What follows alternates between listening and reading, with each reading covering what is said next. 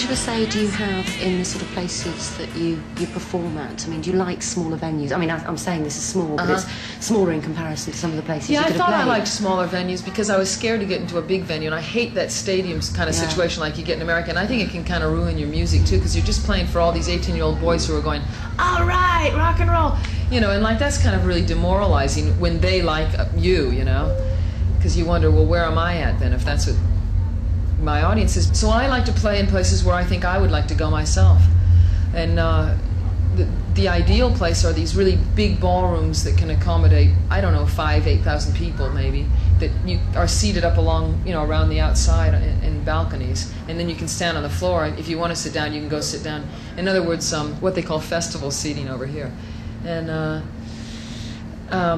where you don't have assigned seats. I can't remember what that's called, but that's not very good, because if you're stuck up the back and you really like the band and you're not allowed to stand up like in a theater and you can't get up the front, that's kind of frustrating for the band, because maybe the promoter has given the first 3 rows to his friends who aren't really into it, and you're playing to people who don't really look like they're enjoying themselves, and it's kind of hard to get off the ground. Every venue's different, and every country's different with its venues. When the crowd's sort of standing outside the stage door and that sort of thing, do you feel as though you have any obligation to talk to them?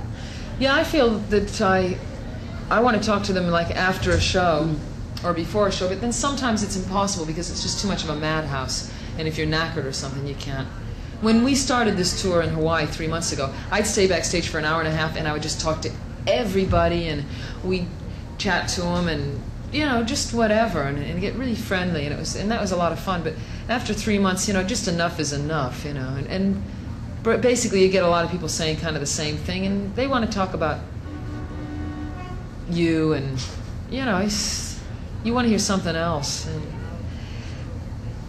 and it's different in America because they kind of stampede you, you know, and demand things from you. They're not very cool or sussed, really, like in airports and stuff, or in shops and public places. You're just putting a fork full of food in your mouth in a restaurant, you know, and the waitress comes up and says, I hate to bother you, but could you just give me this or give me that?